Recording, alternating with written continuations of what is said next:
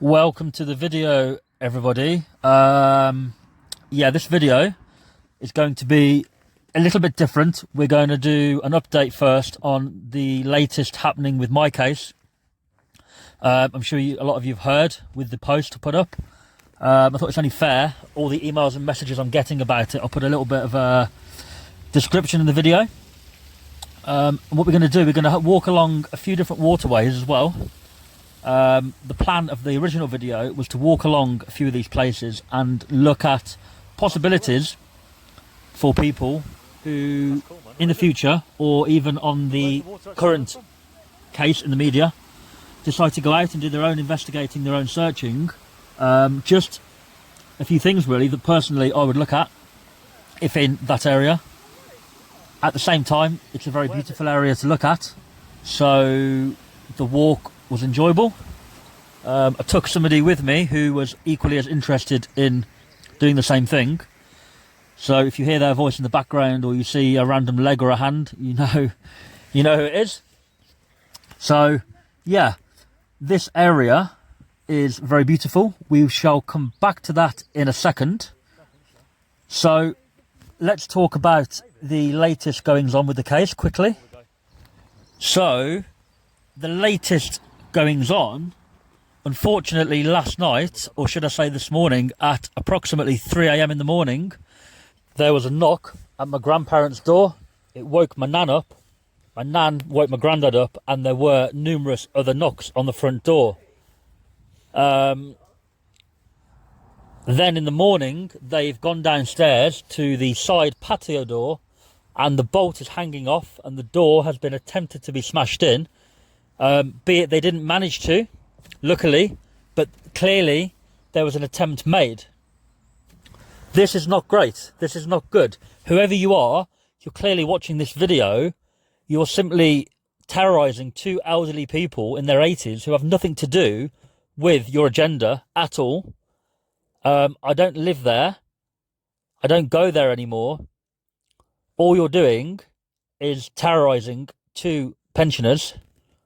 Shame on you. My grandparents today have had infrared CCTV installed, 2 cameras on the outside, 2 cameras behind windows, 4 cameras total.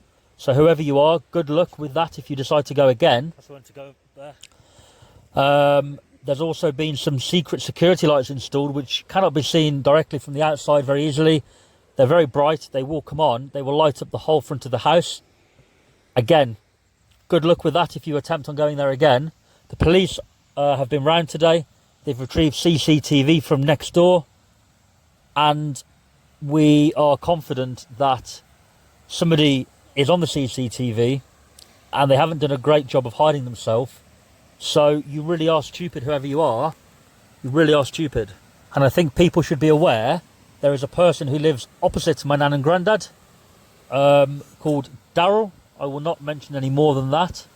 And he has CCTV as well. He's the person who put the CCTV on Facebook of the police turning up that evening. And he is also the person who very early on posted on Facebook my nan's address, the door number and the road and the postcode. So anybody that's came to that address, essentially, that is on you. That is on him who lives opposite. He posted that address. Shame on you for doing that, because now you've directly caused these two elderly people to have this happen to them.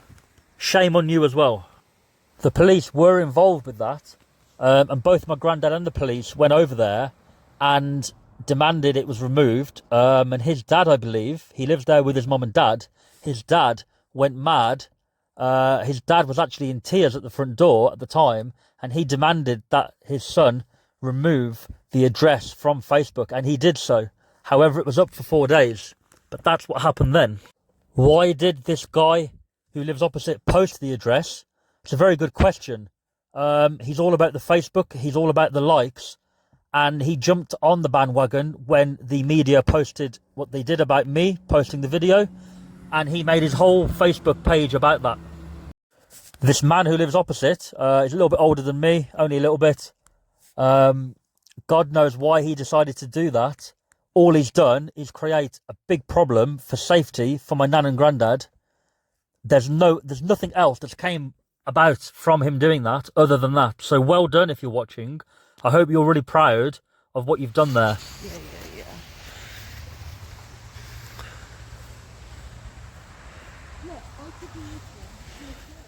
I would like to thank everybody who has emailed me, Facebook messaged me, texted me, left a comment on YouTube regarding this. At the moment, I'm still in the process of moving, so I haven't been able to reply to everybody. I apologise if I haven't replied to you via email or message yet. I do have a huge amount of unread messages to answer.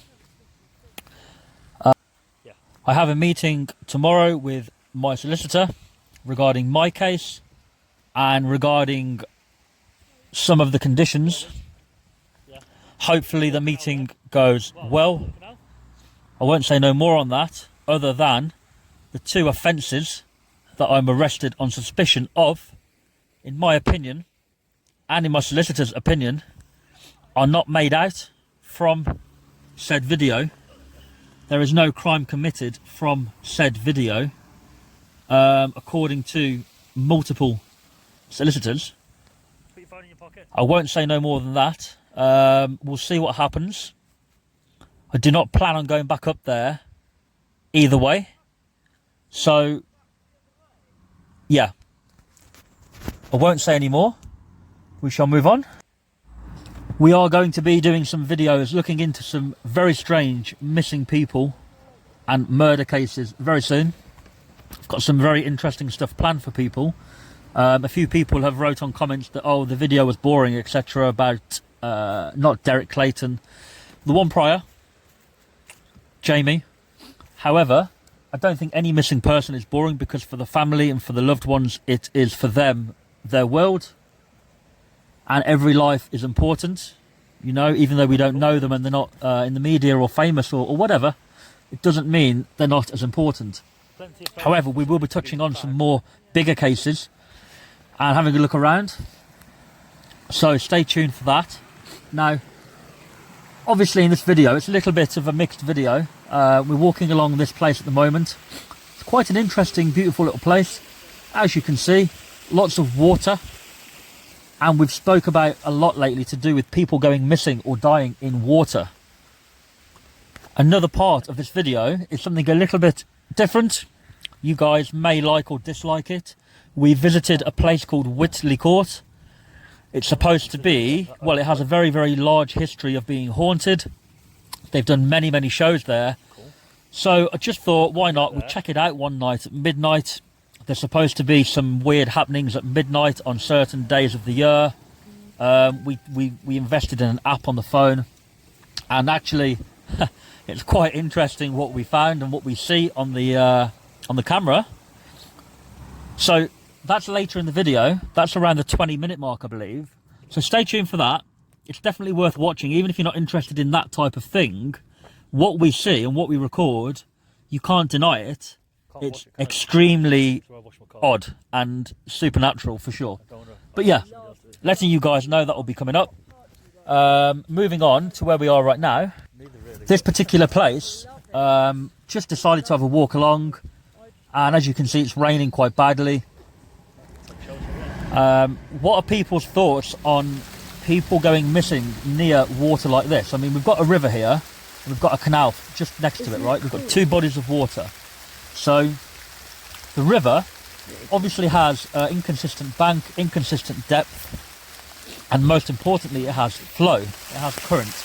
The water is flowing down towards essentially the sea or a larger river, and then the sea. So things go missing in rivers far easier, I think, because there's movement. You know, you could throw a stick into that water a minute ago, and it will slowly move downstream. Whereas canals are man-made, as we know. They have generally a straight vertical edge and a flat bottom, be it people have maybe thrown stuff in there in the past, you know, like bikes and stuff. But either way, I think to search a canal is a lot more easier, and they can categorically probably say 100% once they've searched it that there is nobody in the canal. It's pretty much the same depth, 4 foot at the edge, I believe, 6 foot in the middle in some canals. Yeah, Strange cutout there of the red sandstone. Very strange why they'd go to all the efforts of cutting it out. For what reason? Maybe as a turning around point for a boat? Who knows? Thought it was pretty cool anyway. And there's a few more cool little things down along this canal. There's a secret little trapdoor built into a cave, which we just wondered what was that for and what was the effort, you know, to do that. So if we were looking for a missing person here, where would we be looking? I mean, obviously in the water is the first thing, right? But let's say the police have done that and they've ruled it out, which we all know they have a history of doing that at places. Once they've searched it, they can say, look, we've done it 3 or 4 times, the person is not there, which is not arguable. You know, it's fair enough. They've got their equipment and they've got their divers. If the person is not there, then they're not there. So where would we be looking other than the water? For example, here, there's not a lot to look at, but you've got the edge of the, you've got the steep bank on the left here. Here we've got a lake. I don't look at. Apart from the canal, and actually backs onto a person's garden there, which is unusual, to say the least. But yeah, we've got steep banks on the left-hand side going down to the river, and the other side is a field. So, personally, I'd be more inclined to be looking on the other side, which is behind me at the moment. Apologies for the camera facing that way. Yeah, I'd be looking down the steep embankment, in the bushes, and the river would be my focus, to be fair. As you can see, there's lots of different things around the river, lots of different depths. And actually, in a few minutes' time, we show you a part of this river which is extremely deep with like a cave network underneath it. And the water is very clear. You can actually see straight down. I've never seen anything like it before, especially in a river this small. It's quite nice to look at, but quite surprising. Anyway, that's slightly further up here. We're going to have a look up there. But yeah, I do feel that if there was a missing persons group or team, there's no current in the canal, it's just still. You know, we could all be trained, or not trained, but sort of help each other in having skills to look for clues or for missing people, essentially. We've all got these sort of psychic or mediums who claim to point people into the direction or point people directly to the location. I'm not sure how much of it I believe myself. You can't argue with it if it's, you know, if it's worked, of course, but personally, to have people, you know, manpower, women power, walking around looking for anything, it could easily help rule out or rule in places for the police. There's only so much, you know, the police can do. There's got to be a body in there, isn't there? Someone's been kidnapped and they're being kept in there for like years and years. Like an adult from a baby. And they have no clue about how the world works at all. Yeah, strange one, that little trapdoor there. It was obviously built for a reason, but not big enough for a boat. Why would you have a door with a padlock there? Very unusual for me. Maybe people who walk the canal see this more often, but for me, that was a little bit weird. Anyway, as you can see, the water's been carved through here, man-made, through the red sandstone, and on the left we've still got the river. Just need to make something up. The river would be my point of call. The river would be the area that I'd be looking at, and I'd be down there with wellies on the riverbank, searching better, which is what I did on other cases. That was my main focus of any video, was to show people down there. See a body, like what would you do? Obviously this is a little bit of a smaller river at the moment, but either way, same principle would apply. I'd be on the other bank as well, over the other side. I'd be looking over there. So yeah, what are people's thoughts on having a little team for missing people? Do we think it may have made a big difference in certain cases recently? Do we think it may have helped or anything like that? I do think it would be a good idea, rather than waiting for the police, who sometimes treat a missing person as low priority in the first 24 hours. Perhaps, you know, the team of people could be on it straight away. So if anybody has any ideas, put them forward. If anybody has the resources to start something like this, I'd be very interested in being part of it, heading it, managing it, or helping others manage it. Whatever we think, really. just so that if somebody goes missing, they can, you know, contact somebody, and very quickly we could be mobilised, have a look around. Okay. The police, as I say, don't always act straight away. It's very hit and miss, and I think it depends on a few different factors. Not criticising how they do it at all, but if we were to treat it as, you know, possible suspicious circumstances from the first minute, then of course, you know, you'd be looking everywhere straight away. Whereas I think the police, sometimes they can wait and give it 24 hours to see if they return home. Then they put it in the media and say they're a little bit concerned, or they're growing concerned for it, you know. And that delay sometimes could be vital, I think. So yeah, we're walking down to the river now, and we're going to show you guys the underground cave that we seem to see in this river. It's kind of cool. Yeah, a little bit of an odd place down here on this thing. I'm sure it's very normal for people who live in the countryside, but for me, don't see this sort of thing all the time, so found it quite nice, quite interesting. Now, here we go. This river is clearly not very deep, mostly probably 3 to 4 foot, I would say. But what have we over there? That opposite bank is rock, and look how far down it goes. You probably can't see that well on the video, but it looked at least 8 to 10 foot there. Weird, isn't it? Bearing in mind the rest of it was very shallow. Quite inviting though, don't you think? So yeah, just take a look at that, guys. It's weird seeing the water so clear. And that looks good and brilliant.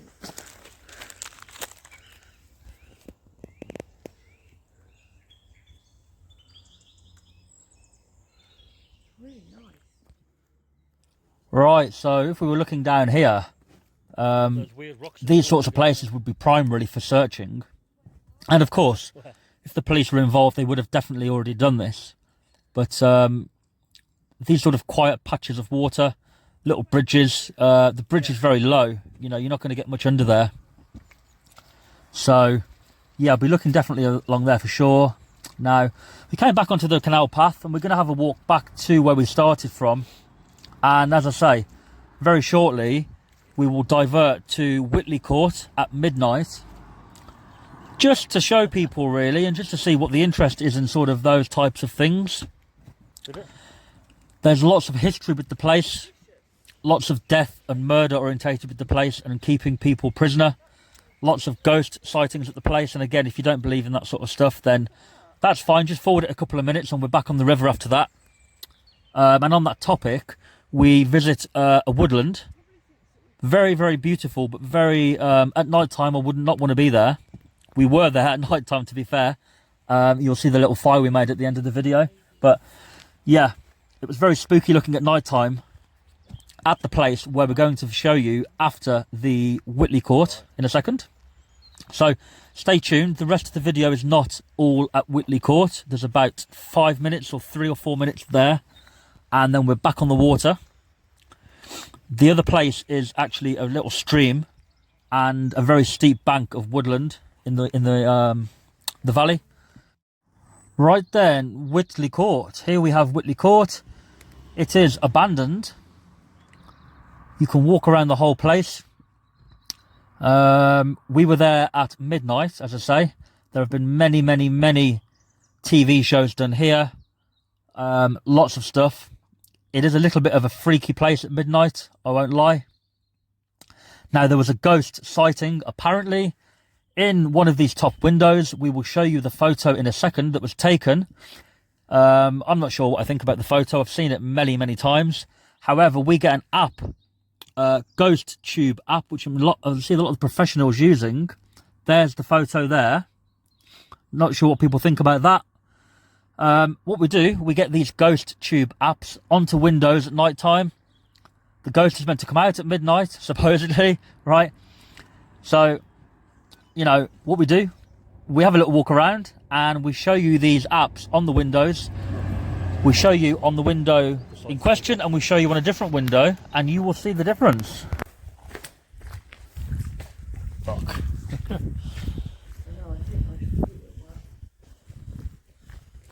That's where that window was, isn't it, at the end here?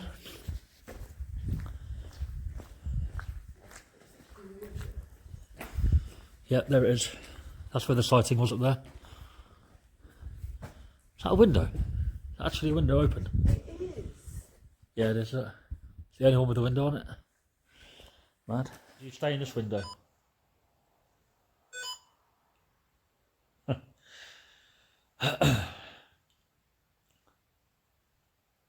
Can you put your arms up? Can you put your arms up?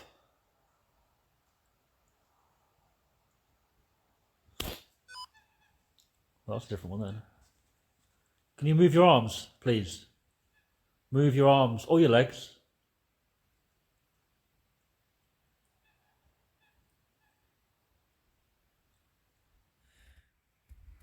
I think I recorded you, so. Are you still there or have you moved? What about the top window? Can you get to the top? Or not? This is where somebody was seen in the top window, so whatever you just saw going up there would make sense.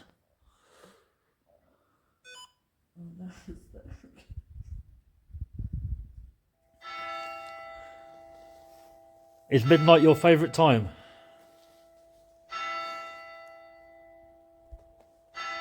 Why is midnight your favourite time? What happened at midnight? It's gone. It must.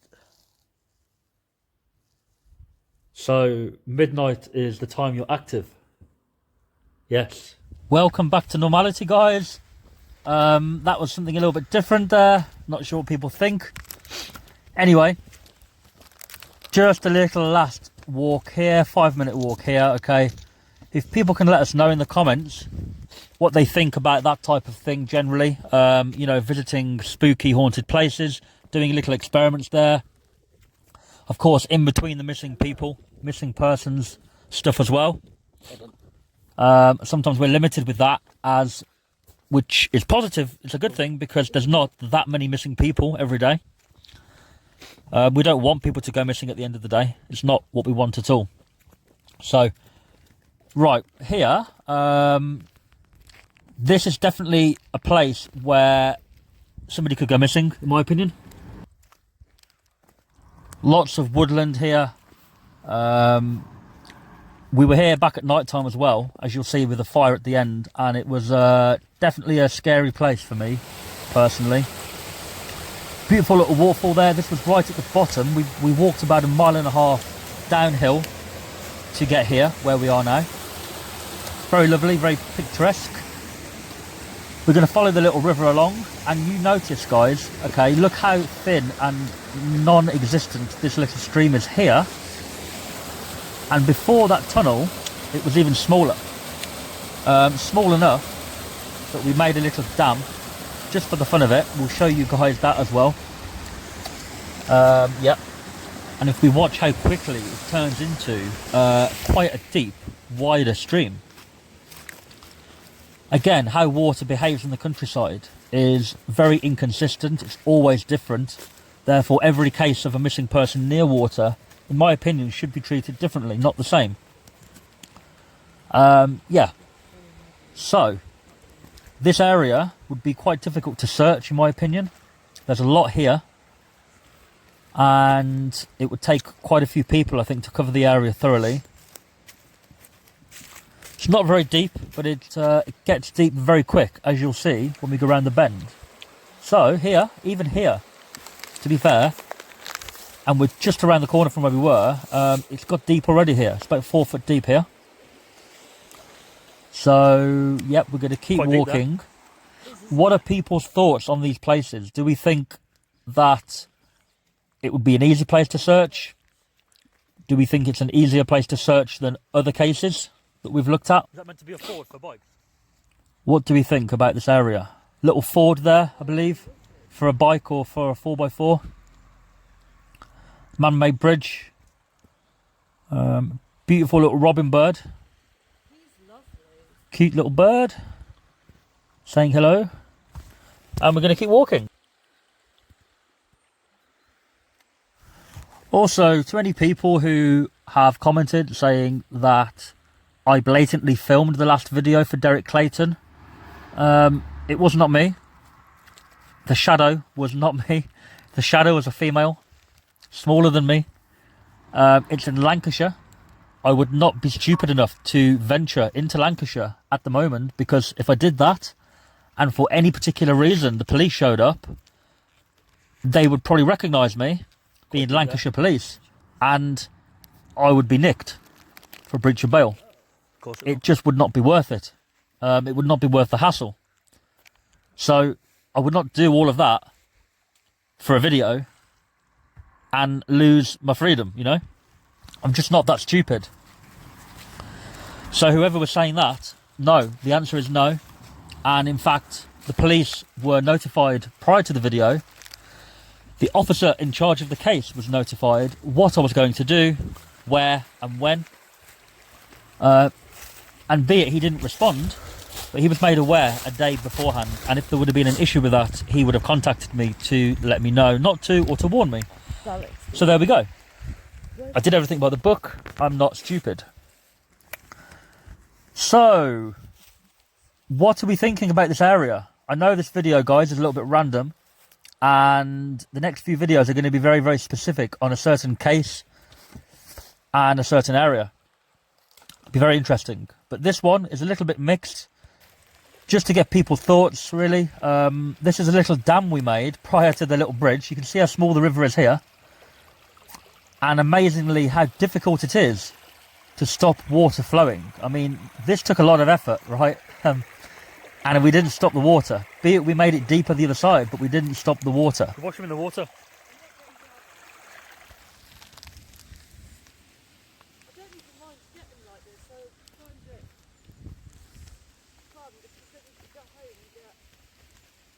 The next few videos will be very interesting on a specific case next to water.